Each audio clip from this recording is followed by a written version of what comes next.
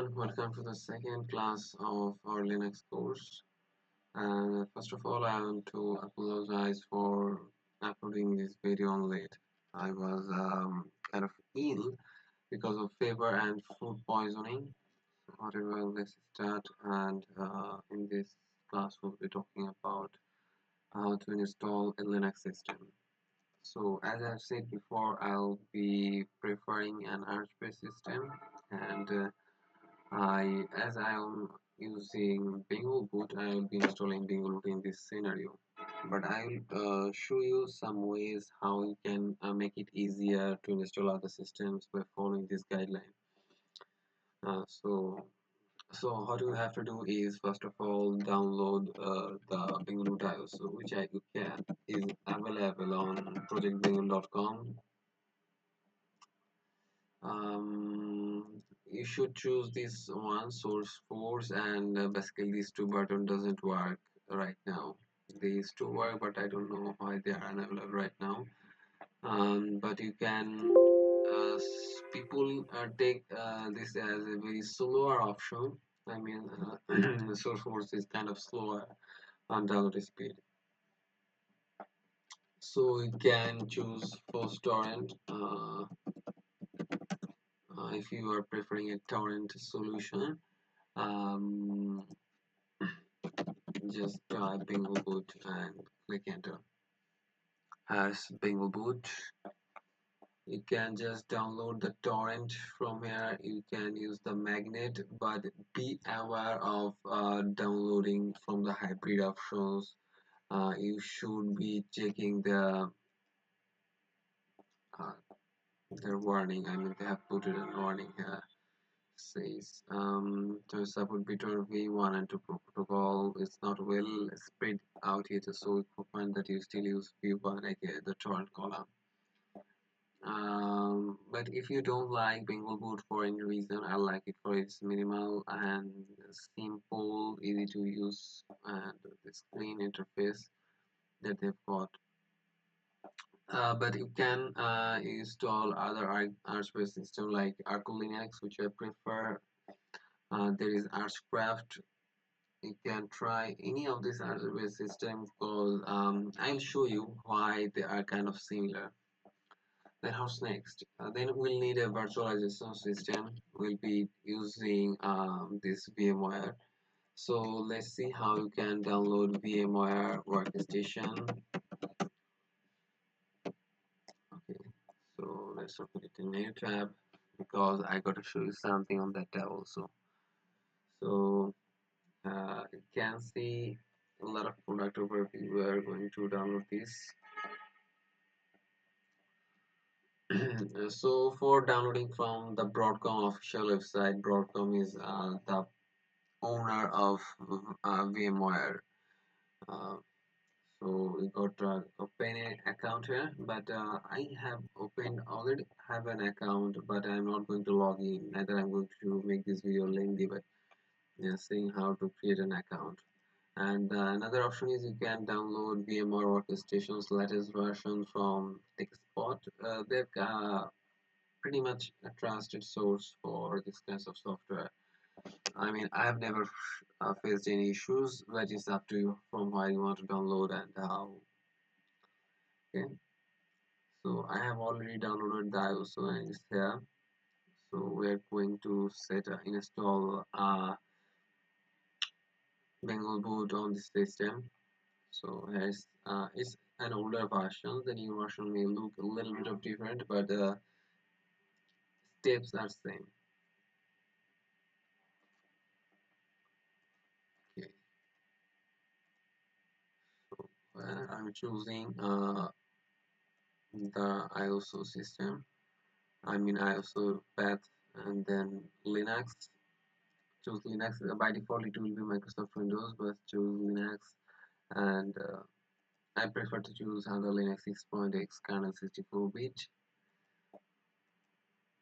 Okay, I recommend you to use at least 10 GB to 20 GB of space. I'm preferring 20 here, and store virtual disk as a single file, and make sure you give it at least 1 GB of RAM. The previous version used to work on 512 megabyte of RAM, but the current version doesn't work on that RAM.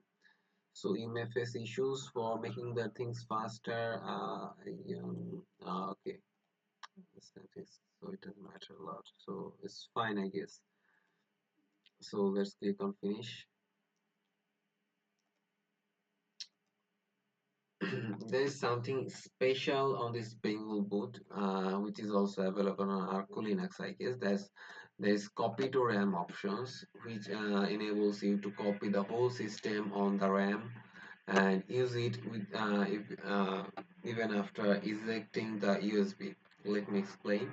So whenever we are using Windows, installing Windows or Ubuntu, we have to keep that pen drive mounted until the system is installed, and we can't use a live system like after ejecting the pen drive. In Windows, there is no live system except the Windows to go options that is available, but there is no native support. But in Ubuntu and Linux system, you have a live system. You can do also live persistence and some other stuff. But in Arch and some, Arch-based distros have these options like you can copy the whole system in RAM, and after a successful graphical interface, you can do it on command line. You can pull out your pen drive, but it will still work perfectly. So I'm going for the full Windows. Okay, let's use this kind of better. So this is a bit something like that. I don't like that. So I'm choosing Bengal installer.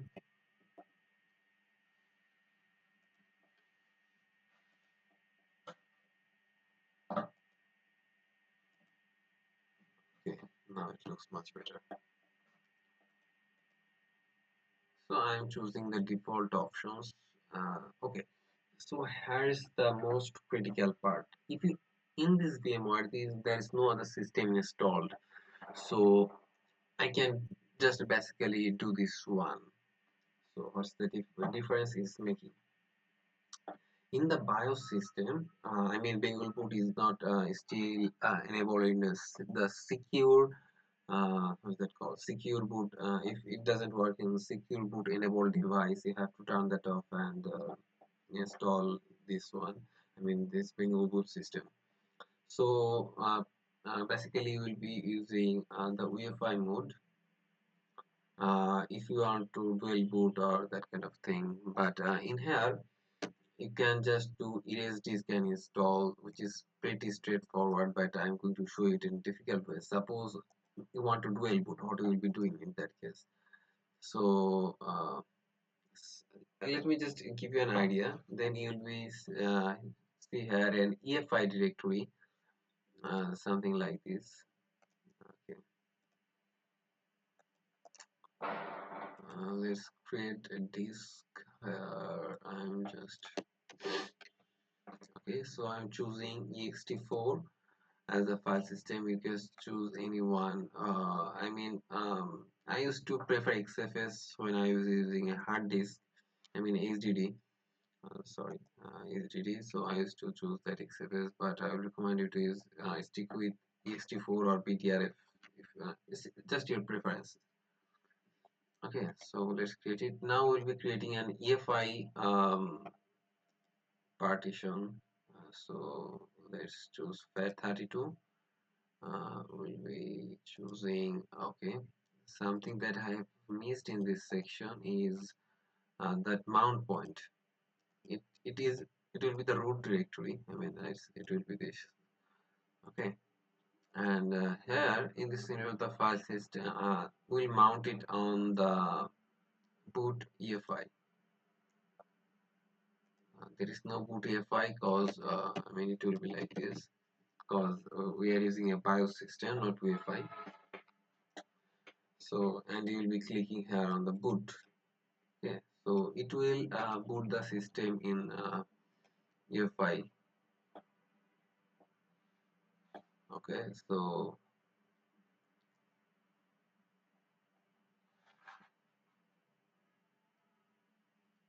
we are not going to set up like this. You will only follow this guide if you are installing uh, on a Wi-Fi system. But currently we will be using this, and I do not recommend to install Linux on a dual boot without knowing what you are doing, because first of all you need some basic idea how all these things work.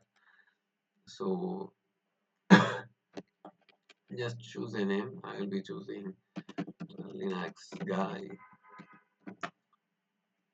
Okay, so I will be choosing the name department.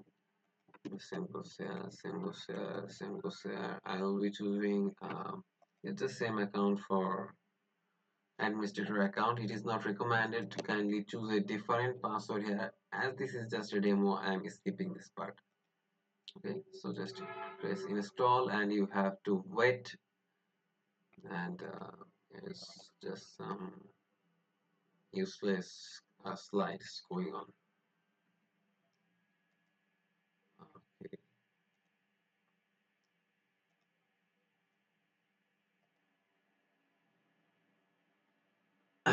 Hello. So I guess we have installed the system, and you see a successful window, but unfortunately I pressed the enter key to awake my laptop and it rebooted automatically. So I hope you will not have any issues, and it's just like it. So let's try to log in with the password. Yes, I haven't forgot it. I mean, I have some kind of memory issues. I get forget random things like password, credit card pin, etc., etc. So this is it, and you see this abnormal thing here. This sticky issue is a kind of irritated, irritating thing. So this is the basic installations of this Bing reboot. Then why I'm still talking is the Alpha Linux, Debian, Garuda, Archcraft, even Catways. All these use the same installer. Installer, I mean the installer we use. It is renamed as Bengal installer, but its origin is Calamus installer. Is used by most of the operating system, and this is the most kind of e easiest way to install a Linux system. So the installation system will be same for Ubuntu, Debian, uh, Garuda, Archcraft, Arco Linux. There is Manjaro, there is Endeavor with. So all these installation system is same, and this is it for today, and kindly share your installation screenshot in the community so that we can know that you have installed that kind of system. I mean, if you are installing a Red Hat Linux, then we will be also showing some of the commands or tutorials for that particular operating system, trying to help you a bit. So you have to also help us, so that, and that's how a community works. So thank you everyone. I hope I have messed up a bit, but you will not definitely. You will see the successful screen to install the system. There's a reboot. You see a reboot button. If you click it, it will reboot. And by chance, I did it unintentionally. I was trying to help my system. So this is for today. I'll see you in the next lecture using this Bengal boot, and we'll run some command. Doesn't matter whatever system you're using, the basic will be the same. So good night.